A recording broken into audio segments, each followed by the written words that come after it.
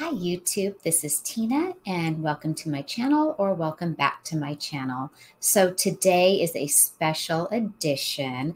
I'm not going to be really sharing a lot of my screen, but more talking about what I do. So this is for the few of you that requested that I do a video on Finance Friday. As you know, after our lives on Fridays, I do a Finance Friday day for myself. It is the one day a week where I sit down anywhere from 1 hour to even up to 6 hours and work on my bookkeeping. And it's not just bookkeeping, but it's running all kinds of different numbers and data and stats of things that I want to track.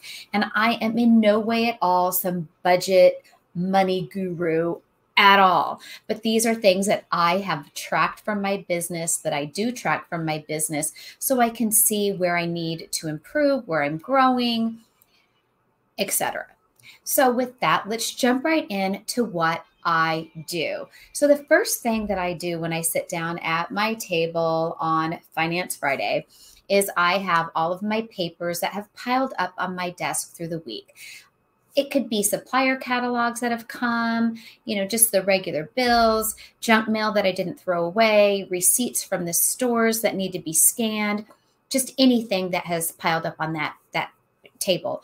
Another thing I do is so I won't forget when Friday does come, I might write something on a scratch note paper, like a Post-it note. I might put a note in my phone calendar of something I don't want to forget when Finance Friday comes around, because it's so easy to forget little things. So I sit at my table, I've got that pile. Then I put things in piles that make sense. So all of my personal receipts go in one pile, my business receipts go into another pile.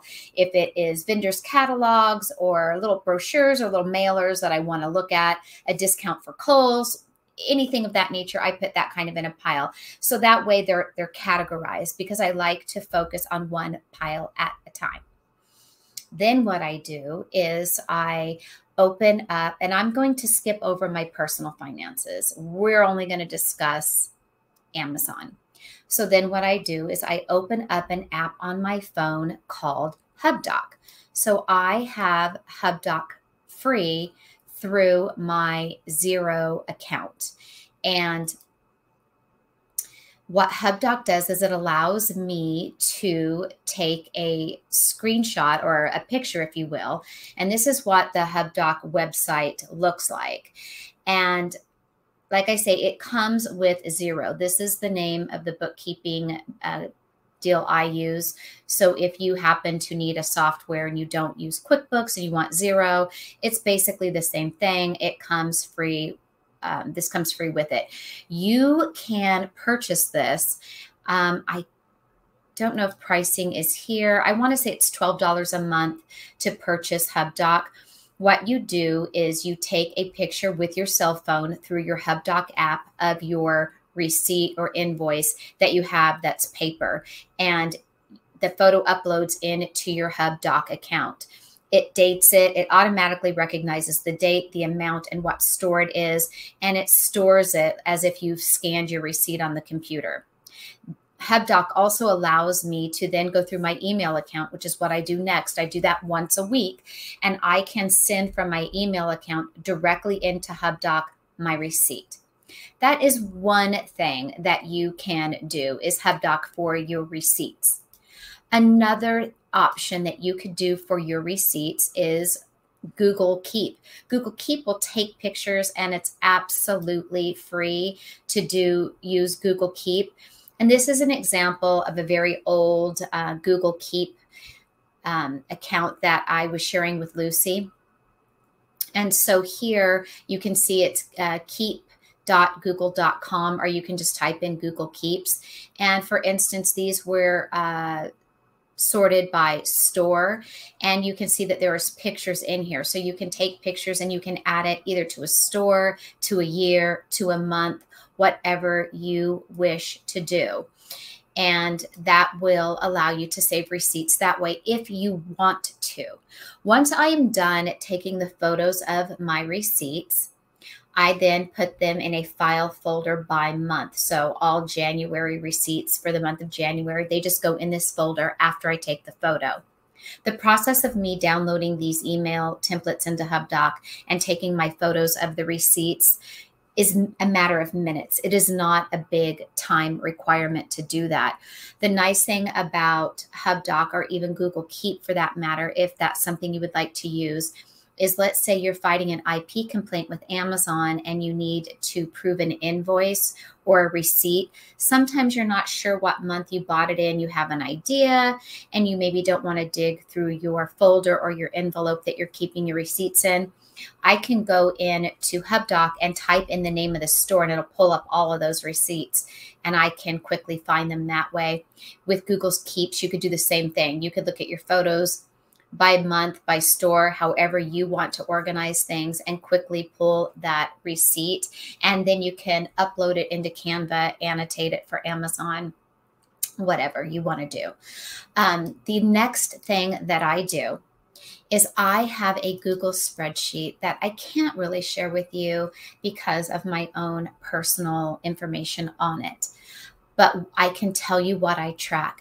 Every single week when I close out my batches in Inventory Lab, I put into my spreadsheet the value of the batch, the sales value of the batch, the buy cost of that batch, the net profit of that batch, and how many items I sent in.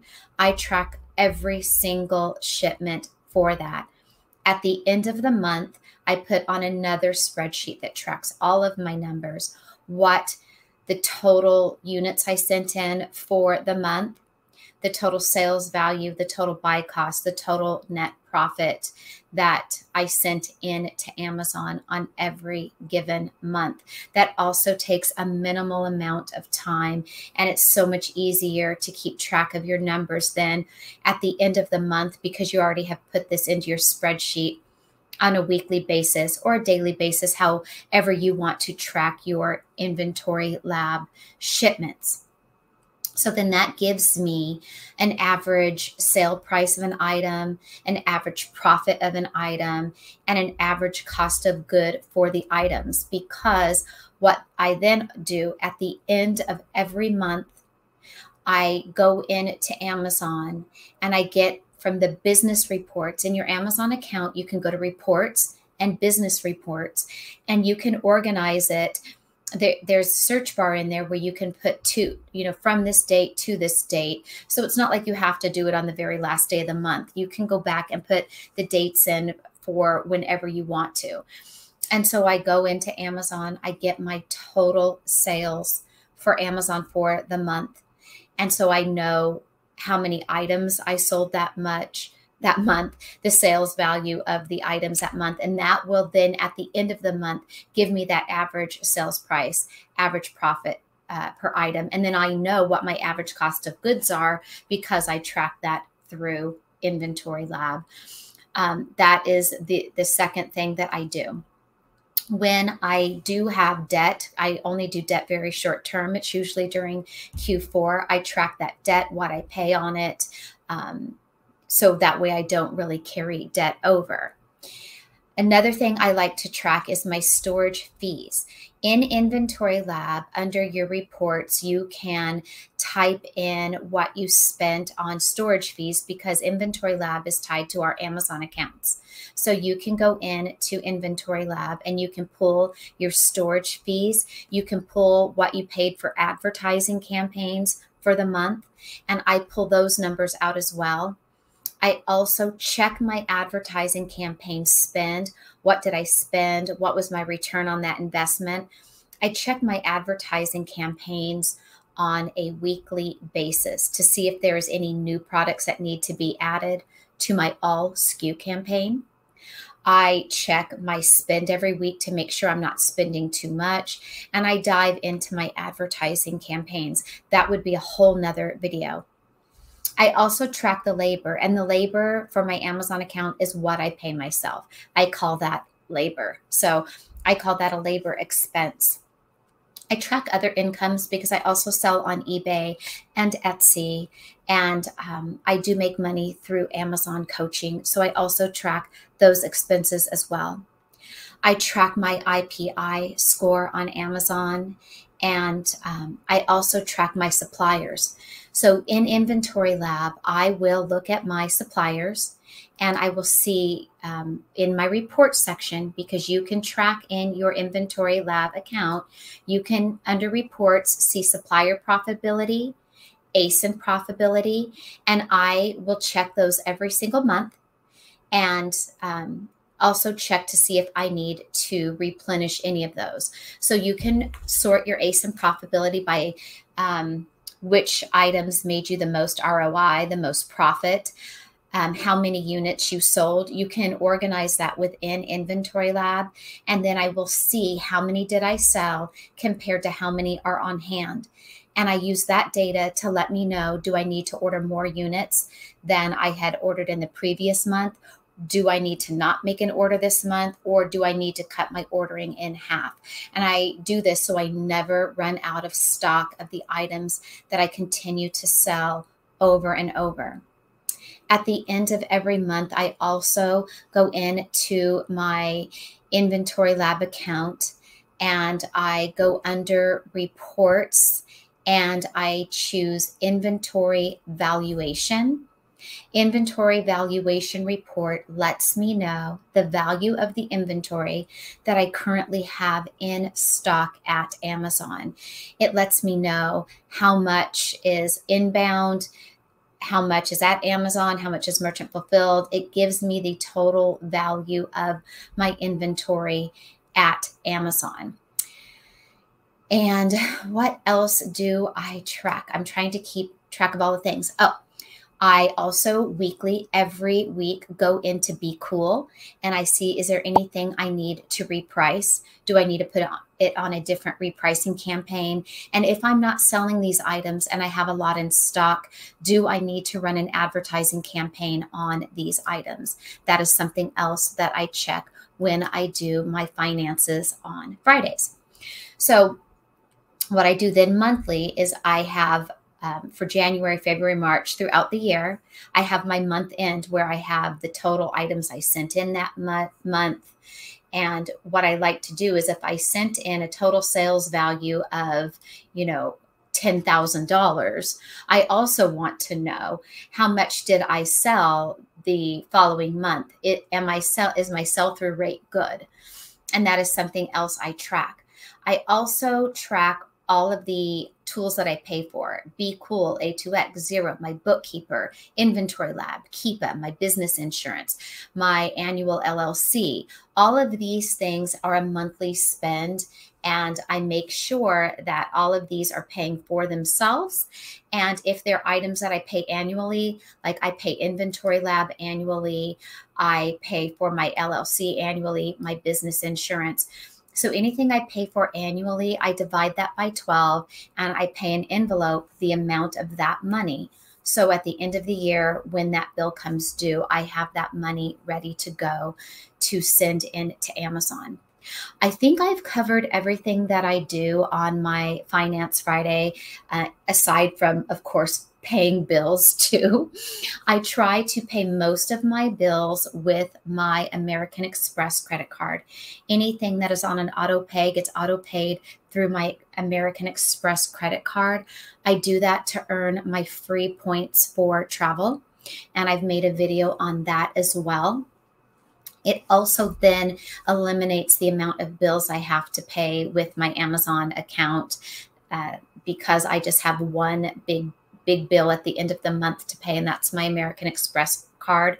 So anytime I go to a store and I'm purchasing things, I am swiping it with that American Express. When I'm shopping online, I'm paying with that American Express online. And I'm also using cashback extensions to earn more discounts and get the American Express perks for points, and also get the additional discount and points with Rakuten or Top Cashback, any of the other tools that I use.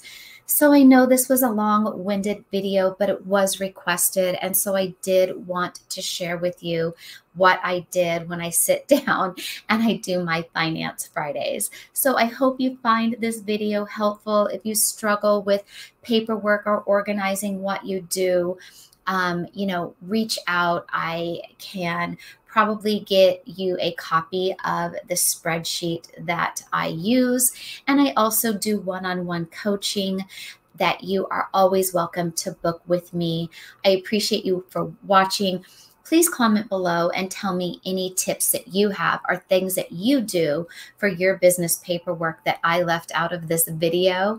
And let me know your thoughts. If there's any new nugget you picked up, please like and subscribe to my channel. And again, comment below and let me know what you do. Thank you.